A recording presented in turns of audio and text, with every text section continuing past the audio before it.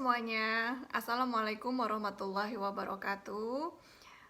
Senang sekali saya kali ini bisa membuat YouTube channel karena sudah lama sekali saya ingin membuat YouTube channel yang isinya konten-konten penyakit-penyakit mulut dan penanganannya atau kondisi-kondisi yang ada di dalam rongga mulut dan penanganannya untuk Anda semua.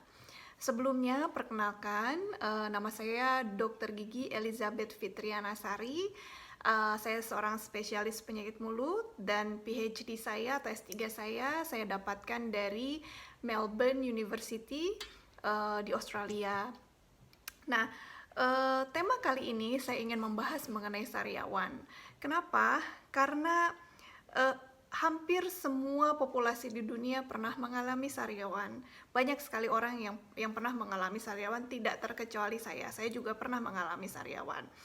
Yang menjadi keluhan atau kekhawatiran dari pasien-pasien yang berkonsultasi kepada saya adalah apakah sariawan ini sariawan yang berbahaya atau mengarah ke kanker mulut, atau sariawan-sariawan yang memang ada kaitannya dengan penyakit-penyakit lain yang ada di dalam rongga mulut.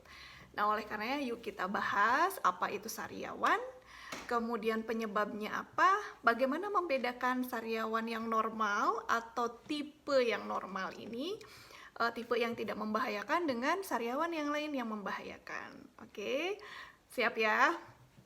Oke, apa itu sariawan? Sariawan itu adalah suatu peradangan di dalam rongga mulut atau di dalam jaringan lunak mulut, di dalam mukosa mulut ya. Di dalam kedokteran gigi ada istilahnya itu recurrent aphthostomatitis. Stomatitis itu suatu peradangan di jaringan mukosa mulut ya.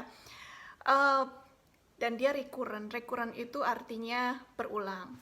Nah, peradangan yang berulang artinya ya. Jadi apa ciri dari sariawan yang normal, tipe yang normal itu? Yang pertama cirinya ya tadi, dia berulang, dia recurrent, entah 2 minggu sekali, 1 bulan sekali, 2 bulan sekali. Jadi ada satu siklus tertentu ya, entah itu pada saat siklus menstruasi pada wanita, sebelum menstruasi, atau pada saat menstruasi, atau setelah menstruasi. Oke.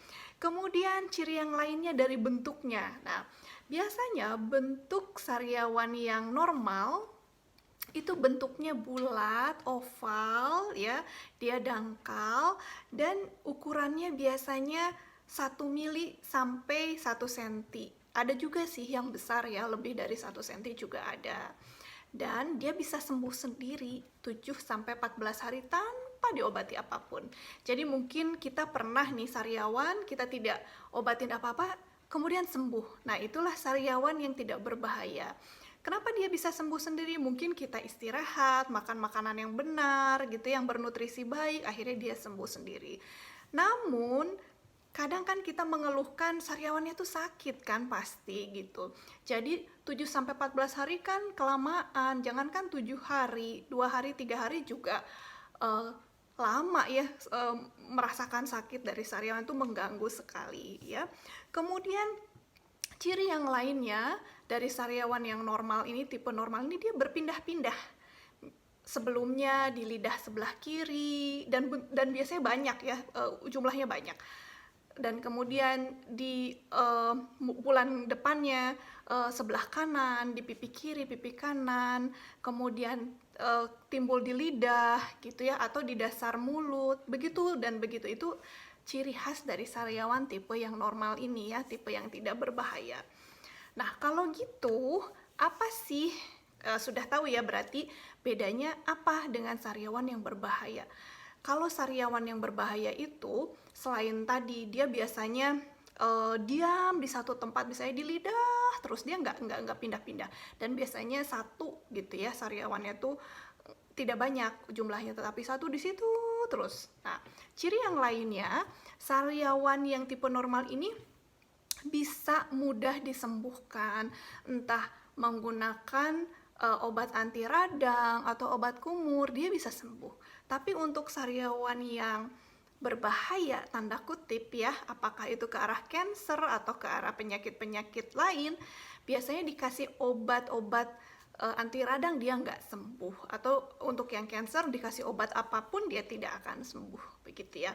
Nah, jadi perawatannya apa dong untuk sariawan yang normal ini? Jargon kita nih adalah perawatan yang mudah, murah, sederhana, gitu ya. Mudahnya karena kita tidak usah susah-susah sebetulnya ya, ketika menghadapi sariawan yang bentuk normal ini. Cukup dengan banyak minum ya, kemudian banyak istirahat, makan makanan yang berserat ya, buah-buahan, sayuran ya, kemudian istirahat gitu. Nah, cukup pengobatannya dengan itu. Yang kedua adalah rongga mulut kita juga harus bersih. Kenapa? Apa sih kaitannya kebersihan mulut dengan sariawan?